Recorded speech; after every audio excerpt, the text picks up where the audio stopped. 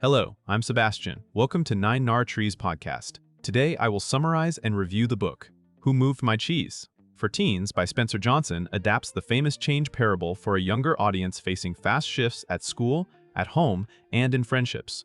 Using an easy story framework and teen-focused examples, the book explores why people resist change even when it is inevitable, and how small mindset shifts can lead to better choices. It centers on the idea that change happens whether you are ready or not, so the key skill is learning to notice what is changing, respond sooner, and keep moving toward what you want. Rather than relying on complex psychology, the message is delivered through simple images and practical takeaways that are easy to remember. Readers are encouraged to examine fears, assumptions, and habits that keep them stuck, and to build confidence by taking manageable steps. The result is a quick, accessible guide that aims to help teens handle uncertainty with more calm, flexibility, and purpose. I will give you key takeaways from this book. Firstly, understanding change and why it feels threatening. A central idea in the book is that change is not an occasional event, but a constant condition, especially during the teen years. New classes, shifting friend groups, social media dynamics, family expectations, and identity questions can make life feel like it is moving under your feet. The story format makes it easier to see how the brain reacts when familiar routines disappear. Teens often experience change as a threat to belonging, competence, or status, which can trigger avoidance, denial, or overthinking. The book highlights that these reactions are normal but not always helpful. By naming the emotional patterns behind resistance, readers can separate the facts of a situation from the fear they attach to it. The practical takeaway is to treat change like a signal rather than a disaster. When you expect that things will move, you become less shocked and more prepared. This perspective reduces panic and creates room for better decisions, like asking for help, trying a new strategy, or adjusting goals without feeling like you failed. Secondly, letting go of what used to work. Another major topic is the difficulty of releasing old behaviors, even after they stop producing good results. For teens, what used to work might be a certain friend group, a study method, a sports identity, or a role in the family.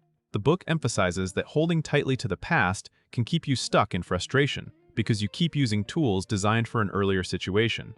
This is not presented as a moral flaw, but as a common habit. People repeat familiar patterns because they feel safe, even when they are no longer effective. The book encourages readers to notice the cost of staying stuck, such as stress, missed opportunities, or shrinking confidence. It also frames letting go as an active choice rather than a loss. When you accept that a chapter has changed, you regain control over what happens next. For a teen, this might mean changing how you prepare for tests, exploring new interests, or stepping back from a toxic friendship. The message is that growth often requires saying goodbye to a version of life that once fit you.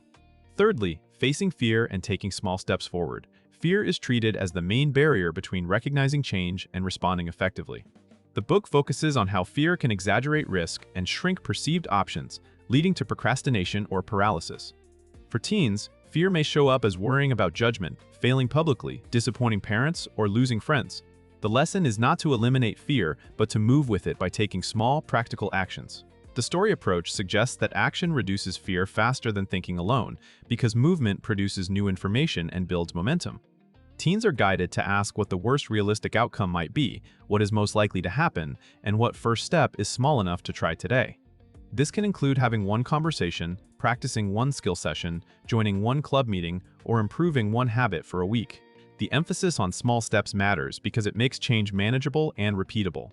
Over time, these micro moves build confidence and prove that you can adapt even when you feel uncertain at first. Fourthly, scanning early for signs and staying flexible. The book promotes the habit of paying attention early, rather than waiting until a problem becomes unavoidable. In teen life, early signs might include slipping grades, growing distance in a friendship, changes in motivation, or increased stress and fatigue. The key skill is awareness, noticing patterns before they become emergencies. The story suggests that people who adapt well are not lucky, they are attentive and flexible. That means checking in with yourself regularly, asking what is working, what is not, and what might be changing around you. It also means staying open to feedback, including from teachers, coaches, or friends. Flexibility is presented as a strength, not a lack of commitment. You can stay committed to your values and goals while changing your approach. For example, you might still want good grades, but you switch to a new study routine or seek tutoring. You might still want strong friendships, but you expand your circle or set healthier boundaries. This mindset helps teens respond earlier, recover faster, and waste less time fighting reality. Lastly, building a personal plan for change and growth beyond general encouragement, the book pushes readers to translate the message into a personal plan. The most useful plans are specific, simple, and easy to revisit. Teens are prompted to identify what they want more of, such as confidence, better results, calmer relationships, or clearer direction. Then they can map what current habits support those outcomes and what habits block them.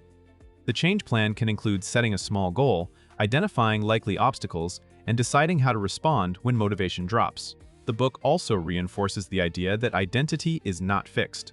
You are not permanently the shy one, the bad student, or the person who always messes up. You are a person learning strategies, and strategies can be changed. A good plan also includes supportive people, like a trusted adult, mentor, or friend who can encourage follow-through. Finally, the plan includes reflection, noticing what improved and adjusting again. This creates a loop of learning that makes future changes less scary. The result is a mindset and method that can be reused across school, activities, relationships, and future career decisions. In conclusion, this book is best for teens who feel stressed by transitions, such as moving schools, shifting friendships, rising academic pressure, or uncertainty about who they want to become.